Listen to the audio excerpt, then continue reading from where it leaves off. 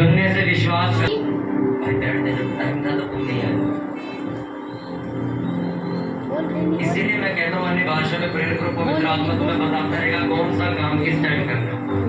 तुम बिना प्रार्थना किए लोगों के साथ काम कर रहे हो, सारी रात सो के जो लोग आते हैं तो तुम्हारी भी मति मार देंगे। इसलिए हमेशा आप जिसके साथ आप काम कर रहे हो खुद पूछो उस वॉलंटियर से प्रार्थना करके आया है कि नहीं।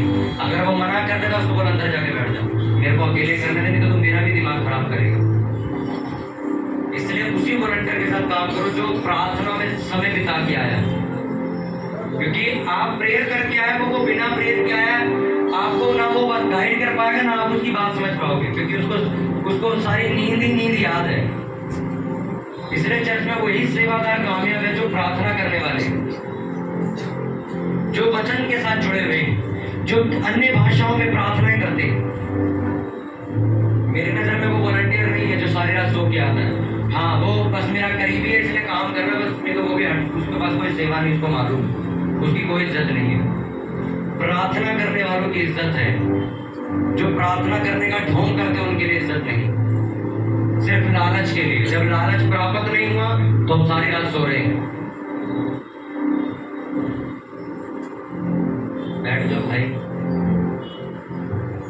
बाकी सबको बिठा देना। एक बात याद रखो, तुम परमेश्वर को धोखा दोगे, दुनिया तुम्हें धोखा देने वाले मिलेगी। तुम परमेश्वर को धोखा देके लोगों से वफा नहीं ढूंढ सकते। अपने भाई को धोखा देके भागा था, याद हो, आगे जाके उसको भी ऐसा व्यक्ति मिला जो जिसने उसे पागल बनाया।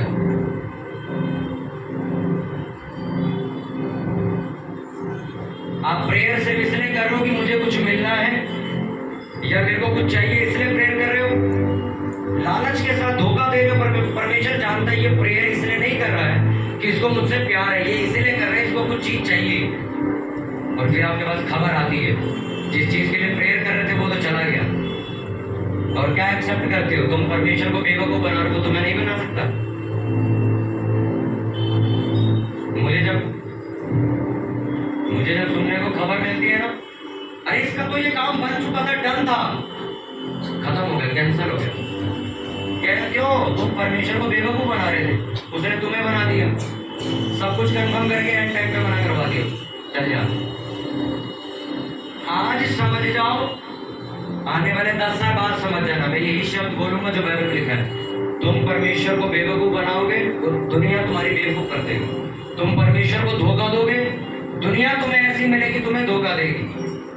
एक व्यक्ति को परमेश्वर ने चुना प्रचारक होने के लिए कि ये मेरी सेवा करेगा, और वो अपने फोन में किसी अन्य जाति व्यक्ति के साथ व्यभिचार में लगा हुआ है। तुम परमेश्वर को धोखा दे रहे हो, उसकी बुलाहट का मजाक बना रहे हो, तुम्हारी जिंदगी का मजाक बना देगा। और फिर तुम रोते हुए चल जाओगे, पास्टर जी हमें सब धोखा क्यों देते हैं, सब चीटर क्यों निकलते हैं? तुमने क्या किया परमेश्वर के साथ? उसने तुम्हें सेवकाई के लिए चुना, तुम व्यभिचार में गिर गए, और तुम्हें लगता वो लड़का तुम्हारे साथ वफादारी करेगा, वो भी तुम्हें लात मार के जाएगा, वो लड़की तुम्हें लात मार के जाएगी। जो व्यक्ति परमेश्वर के साथ वफादार है, दुनिया वफादार है उसके साथ। अपने परिवार के लिए आपने परमेश्वर को छोड़ दिया, ये परिवार तुम्हें धरकार देगा एक दिन। बेशक तुम्हारा परिवार ऐसा नहीं है, उसे ऐसा परमेश्वर बनाएगा तुम्हें लाइन बनाने के लिए। कितनों को बात समझ आ रही है? हालेलुया। एक काम कर भाई, साउंड बाहर लगा दे, लोग हैं बाहर बैठे। आवाज आ रही है बाहर सबको? तू नजदीक बैठा ना चौखट के, इसलिए आ गया ना। आ रही है बाहर पीछे आवाज? आ रही है। अपने पड़ोसी तो बोलो, जो तू परमेश्वर को देगा वो तेरे पास वापस आएगा। हालेलुया। अब आपने दिया क्या? आपने विश्वास दिया परमेश्वर को, आपके पास विश्वास लौट के आए। आपने अपना शरीर दे दिया परमेश्वर को, आपका शरीर वापस आएगा। आपने अपना पैसा दे दिया परमेश्वर को, आपका पैसा सो गुना करके वापस आएगा। आपने अपना समय दे दिया परमेश्वर को, आपका समय हीरे की तरह चमकेगा यीशु मसीह के नाम में। क्या दिया आपने? आपने कुछ नहीं दिया। अपने पड़ोसी से बोलो, क्या दिया तूने परमेश्वर को? परमेश्वर तुझे क्या दे सकता है? हालेलुया।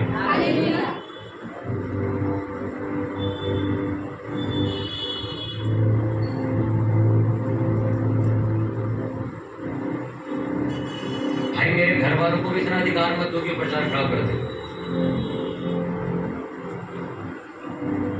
शक्ति रखो हर जगह, चाहे कोई भी हो। क्या दिया आपने परमेश्वर को? वो तुम्हारे पास बैग होके आएगा। आप सोच रहे हो मैं धोखा दे रहा हूं अपने परिवार को, अपनी चर्च को धोखा दे रहा हूं और मेरे को वफादार लोग मिलेंगे? आप वहम में घूम रहे हो। ऐसे सेवादार हैं चर्च में जो 2-2, 3-3 चर्चों में जाते हैं, मुझे मालूम है। वो सेवादार क्या सोच रहे हैं? मुसीबत में चर्च उनके साथ खड़ी होगी, कभी खड़ी नहीं होगी। मैंने वीरवार को एक नियम बना दिया था जब मैं वापस आया था। हर वो सेवादार जो तुम्हें लगता है कि 2-2 जगहों पे चर्चों में जाता है, उसकी सेवा बंद कर दो आज। वो मेरे लायक छोड़ो, किसी लायक नहीं, उसको ऐसे ही छोड़ दो, तो किसी लायक नहीं। अरे मेरी बात सुनो, वचन में क्या लिखा है? जो दास थोड़े में वफादार है वो ज्यादा में क्या होगा? वफादार होगा। बोलो, जो थोड़े में वफादार है वो ज्यादा में वफादार होगा।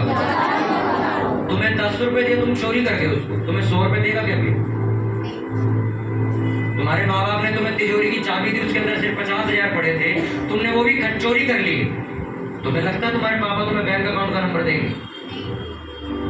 उसी तरह परमेश्वर ने तुम्हें छोटा सा काम दिया, जा और प्रचार कर, तुम वो भी नहीं कर रहे।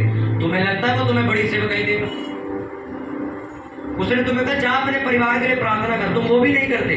तुम्हें लगता है वो देश के लिए तुम्हें इस्तेमाल करेगा? वो कभी तुम्हें इस्तेमाल नहीं करेगा। उसने कहा ठीक है, तू 50,000 का टेंट लगवा के बड़ी मीटिंग नहीं करवा सकता, घर में तो मीटिंग करवाया कर, तुम वो भी नहीं करवाते। तुम्हें लगता है वो तुम्हें कभी 50,000 की औकात देगा? वचन में पता है कि एक बार वचन पढ़ा, मैं वचन पढ़ के इतना हैरान हूं। वचन में पता क्या लिखा था? जितनी तेरी ताकत है उतनी सेवा कर, तेरे पे जितनी सामर्थ है उतनी कर। तेरे पे 10 रुपए सेवा कर, कोई परवाह नहीं। तेरे को लगता है मैं 50,000 की औकात रखता हूँ, 50,000 की सेवा कर। तुझे लगता है मैं ये बोल सकता हूँ, ठीक है इतना ही, कोई जरूरत नहीं। जितना है उतना भी तुम देने को तैयार नहीं।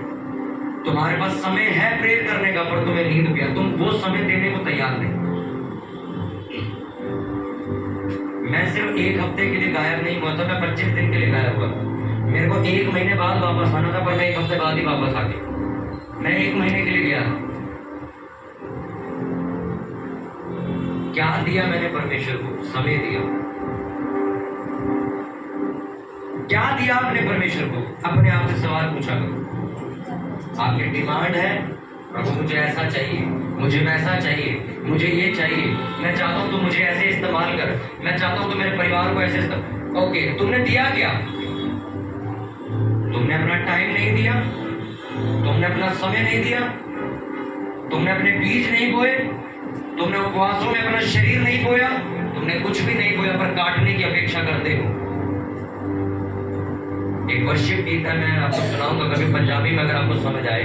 उसमें वो जो वर्शिपर है वो गा रहा है, वो ये कह रहा है कि तूने जमीन में कुछ बोया ही नहीं है, तू काटने क्यों चला जाता बार बार? तेरी फसल कभी नहीं उग सकती, क्योंकि तू बो के ही नहीं आया था। एक बंजर जमीन में तू फसल की अपेक्षा करके बैठा, तू दुनिया का सबसे बड़ा बेवकूफ है। एक किसान जिसने सारा साल कुछ नहीं बोया, साल के अंत में जब सब अपनी फसल काट रहे वो भी खड़ा है, परमेश्वर की फसल क्यों नहीं होगी? मसीही जीवन में आपने क्या बोया है? आपने कुछ नहीं बोया। आपको अपना समय बोना चाहिए था कि प्रभु मैं इतने घंटे निकालूंगा रोज बाइबल पढ़ने के लिए, मैं रात को इतना समय निकालूंगा रोज प्रार्थना करने के लिए, प्रभु मैं हफ्ते में इतने दिन निकालूंगा, इतने दिन उपवास करने के लिए, प्रभु मैं अपनी कमाई का 10वां हिस्सा निकालूंगा तेरे भवन को सपोर्ट करने के लिए, तेरे कामों में पैसा लगाने के लिए। प्रभु मैं अपना सोना चांदी जमीन जायदाद बो दूंगा ताकि प्रभु तेरा भवन बनाया जा सके। आपने ऐसा कुछ नहीं। ये वचन जो प्रचार होता है ना चर्च में, बहुत सारी कलीसियाओं को ऐसा लगता है कि पास्टर कलीसिया को वचन देके घर चला गया। आपको देने से पहले वचन मेरे पास आता है। पहले उस वचन पे मैं मनन करता हूँ कि मैंने क्या दिया परमेश्वर को, उसके बाद ही मैं समझाने आता हूँ। अगर मैं खुद उपवास नहीं करता, मैं आपको उपवास के बारे में नहीं समझा सकता। मैं अगर खुद प्रार्थना नहीं करता, मैं आपको प्रार्थना के बारे में नहीं समझा सकता।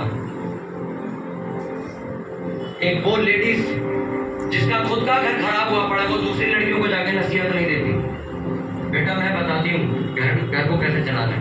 वो कहे आंटी तुम्हारी लड़कियां तो तुम्हारी सुनती नहीं, तुम हमें नसीहत देने आ जाती हो। मैं बताती हूँ कैसे घर का काम करना। आंटी जाओ पहले अपना घर संभालो, आपके अपने बच्चे काम करके राजी नहीं। कौन नसीहत दे सकता है? जो खुद करता है काम।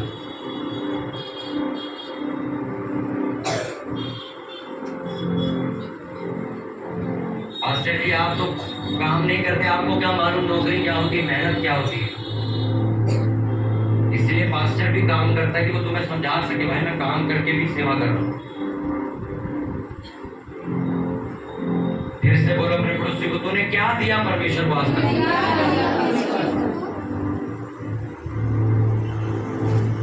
आप अपना समय दोगे, वो तुम्हारा समय डायमंड की तरह बना देगी। वो लोग कहते हैं ना भाई मेरा समय चल रहा है, मैं जिस चीज पे हाथ लगा रहा हूँ सब फलवंत होता जा रहा है। भाई मैं मेरी समझ लो भाई मेरी मिट्टी में से सोना निकल रहा है। उस समय चल रहा है, क्यों? उसने कुछ ऐसा समय अपने परमेश्वर के लिए दिया हो। इसहाक के बारे में आपने पढ़ा, वो शाम को ठंडे टाइम वचन पढ़ने के लिए जाता था, समय टाइम निकाल, और उस देश का सबसे अमीर आदमी था। दानियल के बारे में पढ़ा आपने? पढ़ो दानियल के बारे में। दानियल एक मंत्री था, बहुत बड़ा, बहुत ज्यादा काम था उसके पास, पर तब भी दिन में 3 बार वो टाइम निकालता था, प्रेयर करने जाता। हम में से यहाँ कोई मंत्री नहीं है, कोई राजा नहीं, कोई प्रधानमंत्री नहीं है, तब भी आप कहते हो मैं बिजी हूँ। कहाँ बिजी हो? आपने आपसे पूछो। दाऊद कौन था मालूम? इजराइल देश, सबसे बड़े देश का राजा था। दिन में 7 बार परमेश्वर के सामने जाता था। दिन में 7 बार, 7 टाइम्स, 7 बार परमेश्वर के सामने जाता था। आपकी 8 घंटे की नौकरी है सिर्फ, आप कहते हो मेरे पे प्रेयर करने का टाइम नहीं, मेरे पास तो बाइबल पढ़ने का भी टाइम नहीं बचा। टाइम है, वो टाइम आप कहीं शादी में चले जाते हो, फंक्शन में चले जाते हो, अपने परिवार के साथ गप्पे मारने लग जाते हो, 3-4 घंटे फोन चलाने लग जाते हो। आपका समय बहुत कीमती है मालूम। आज आपने अपना समय अगर फोन चलाने में खराब कर दिया ना, आप जवानी निकल जाएगी, आप रोगे। क्यों जवानों को शैतान बार बार फोन की तरफ लेके जा रहे हैं कि इनका 3-4 घंटा वेस्ट हो जाए। जिस जवानी की उम्र में इनको भक्ति करनी चाहिए थी, मेहनत करनी चाहिए थी, उस टाइम एक कमरे में कोने में पड़े होकर फोन चला रहे। अरे मेरे भाई, मुझे अपना पास्टर समझो या अपना भाई समझो, मैं सही बता रहा हूँ, पागल बना रहा है तुम्हें। वो कुछ ऐसा तुमसे छीन रहा है जो तुम्हें नजर नहीं आ रहा है। उस 4 घंटे जो वो तुमसे फोन चलवा रहा है, वो कुछ तो है जो तुम्हारे जीवन से चोरी कर रहा है और तुम्हें पता नहीं चल रहा वो क्या कर रहा है। तुम्हें बाद में समझ आएगी मेरी बात। मैं कभी परमेश्वर से बड़ी चीजें जब मांगता हूँ प्रार्थना में, तो मेरा मन अपने आप पूछने लग जाता है तूने ऐसा क्या जो तेरे को इतनी बड़ी चीज चाहिए? प्रभु मुझे एक बड़ी चीज चाहिए। परमेश्वर का क्या दिया है? मैं परमेश्वर में 9 घंटे से प्रेयर में बैठा हूँ, मुझे अब ये चाहिए। परमेश्वर कहता ठीक है, तो सुबह जा, मैं तुझे दूँ। और मेरे को सुबह मिलती। क्या दिया अपने परमेश्वर को? अपना समय, उपवास के लिए अपना शरीर, बोने के लिए अपना पैसा, प्रार्थना के लिए अपना समय। अपने परिवार को धोखा दे रहे हो। वो लड़के लड़कियां देखे ना, आज वो लड़की ने मेरे को धोखा दे दी, वो लड़के ने मेरे को धोखा दे दिया। बातें बहुत कर रहा था तो कर गया अपनी बात। अब वो पूछते ऐसा क्यों? मैं बताता हूँ क्यों। सबसे पहले धोखे की शुरुआत तुमने की थी। हमने तो हमने किसको दिया धोखा? तुमने अपने माँ बाप को धोखा दिया। सबसे पहले तुम्हारे माँ बाप को लगता था एक कमरे में प्रार्थना कर रहा है, पर प्रार्थना में तू फोन चला रहा था, तू धोखा दे रहा था उन्हें। अब तेरी बारी। तेरे माँ बाप ने तो देखो चर्च भेजा था, जहाँ सेवा कर, तू सेवा की बजाय झूठ बोले कहीं और घूमने निकला हुआ था। परमेश्वर ने तुझ पर विश्वास किया था कि तू मेरी सेवा करेगा, पर तू किसी एक गली में घूमने वाले एक सुंदर व्यक्ति की तरफ आकर्षित होकर सेवा भूल गया अपने। सबसे पहले तुमने इन तीन इतने लोगों को धोखा दिया, अब क्या तुझे ऐसा नहीं लगता कि तुझे भी धोखा मिलना चाहिए? और वो रीबैक होता है लोगों की जिंदगी में, वापस आता वही धोखा। आप नोटिस करो, जितने भी 6 साल के लोग मेरे पास मिलने आए और ये कहते हैं कि हम कर्जे में हैं, मैंने उनसे पूछा दशवांश का क्या करते हो? कहता खर्च देते हैं, खर्च हो जाता है उनसे, रखना भूल जाते हैं, इधर उधर निकल जाता है। सबसे पहले तुमने परमेश्वर के हिस्से से छेड़छाड़ करी, अब तुम्हारी कमाई के साथ छेड़छाड़ हो रही। क्योंकि बाइबल में फिर से मैं आपको आज ये बात बोल रहा हूं, वो तुम्हें दुख देके खुश नहीं होता, ये दुख तुमने ही बुलाया है। हालेलुया, जोर से बोलो हालेलुया।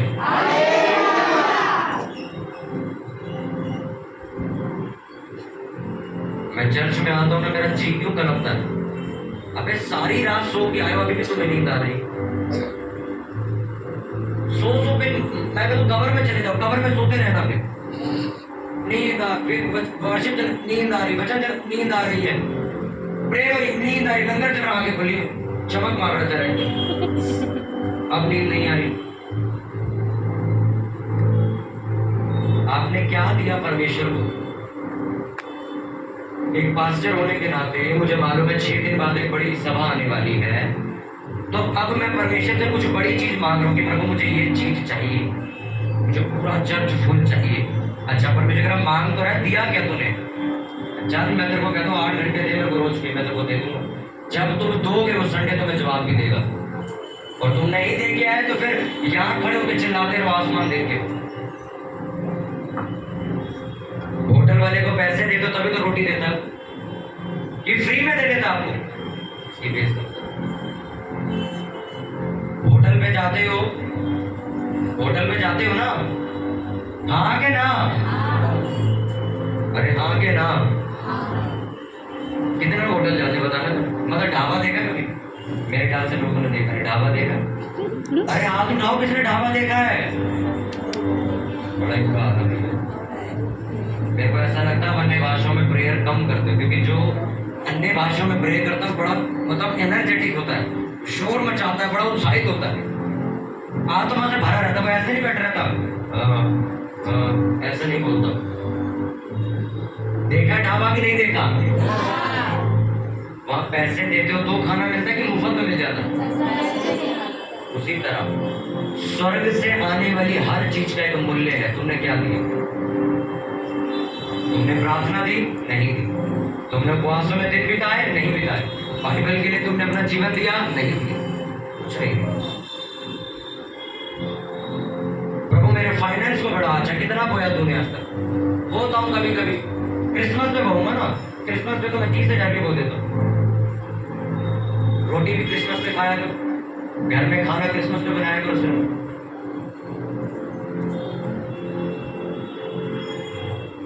हालेलुया। फिर से बोलो अपने पड़ोसी को, जो तू परमेश्वर को देगा वो तेरे पास लौट कर वापस आएगा। हालेलुया।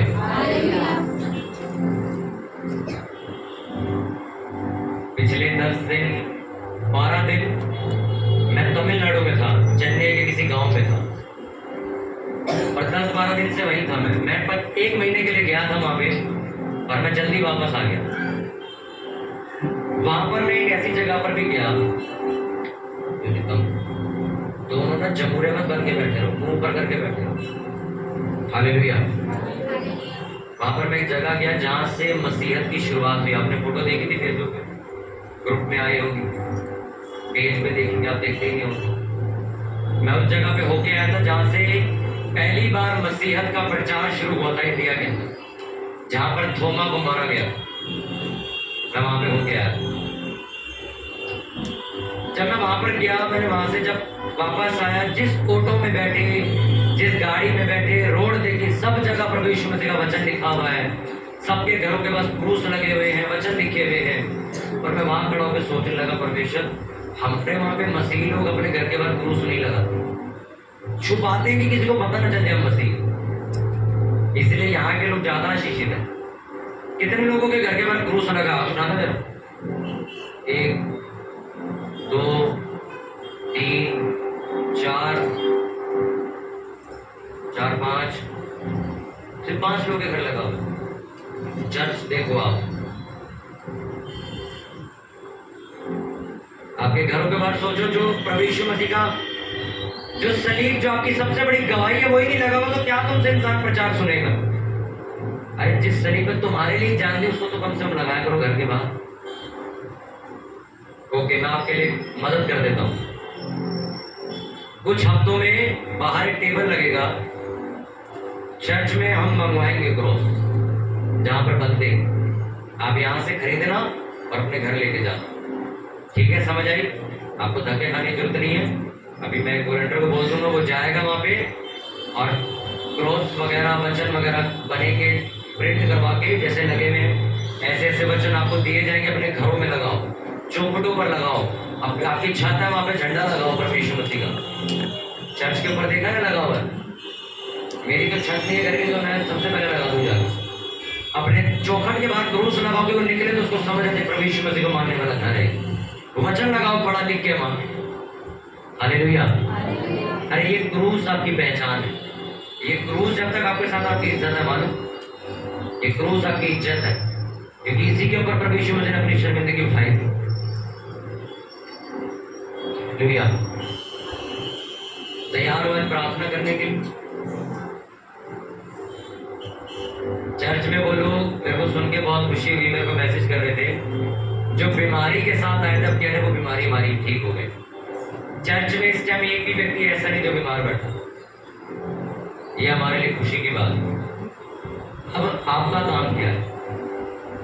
आपका काम मालूम पता क्या है? अब आपको अपने घरों में प्रार्थना समय रखवानी चाहिए। अब आपको सड़कों पर उतरना चाहिए प्रचार करने के लिए। अब आपको खड़े होना चाहिए प्रार्थना के लिए, अपने इलाके के लिए प्रार्थना करने के लिए कि प्रभु मेरा इलाका बचाया जाए परमेश्वर। हालेलुया। कितनों को बात समझ आ रही? मैं आज से आपको कह रहा हूँ, अपने घरों में सभा अगले हफ्ते से, इस हफ्ते से करवानी शुरू करो, लिखवा दो, अपना टारगेट लेके चलो कि मुझे महीने में एक बार प्रेयर करवानी है अपने घर। ये आपकी सेवा है जो आप प्रभु को दोगे। मैं आपको बार बार ये बात बोलता आया हूँ, इस चर्च की शुरुआत कहाँ से हुई थी मालूम? मेरे घर से प्रार्थना शुरू हुई थी। हमारे घर में चर्च लगती थी, हमारे घर में प्रार्थना करने वाले लोग आते थे, उसकी वजह से मैं बचाया गया, परिवार बचा, इलाका बचा, चर्च शुरू हुई। अपने घर में प्रार्थना करवानी बंद मत किया करो, बंद मत, बल्कि ये तो आपकी ये स्पेशल प्रेयर होनी चाहिए कि प्रभु मुझे अनुग्रह दे, मैं बार बार प्रेयर करवाऊं अपने घर, ताकि मेरे घर से नेगेटिव चीजें, शैतानी चीजें दूर रहे। महीने में एक बार आपको प्रेयर रखवानी आज से, ये आपकी सेवा है। हालेलुया। अगले हफ्ते, मतलब अगले हफ्ते 15 का इसी हफ्ते, हाँ इसी हफ्ते वीरवार को, मालूम है आपको क्या है? क्या है इस वीरवार? पतंग उड़ाओगे जा। 15 अगस्त को एक बहुत बड़ी मीटिंग है चर्च में, और सिर्फ आपको इन्विटेशन नहीं जा रहा, बहुत सारे लोगों को जाएगा, पास्टर्स को भी जाएगा। वो प्रार्थना, देश के लिए प्रार्थना करने के लिए हम रखेंगे चर्च में, तो सुबह रखेंगे, क्योंकि वीरवार उस दिन हमारी शाम की मीटिंग होती है। मैं नहीं चाहता कि आप अपने बच्चों के साथ, आपके बच्चों ने पतंगे उड़ानी, एंजॉय करना है, तो आपके बच्चे लड़े और आपको चर्च आने से रोके। इसलिए हम सुबह जिस 11 बजे जैसे चर्च लगती संडे को, इसी वीरवार को सुबह चर्च लगेगी और पूरा चर्च सजेगा। आप लोगों ने तैयार होकर आना है। एक बहुत बड़ा फंक्शन रखेंगे 15 अगस्त का चर्च में। एक असली मसीह आपको चर्च में मिलेगा उस दिन। मैं ये बात आपको क्यों कह रहा हूँ, उसी दिन समझ आएगी।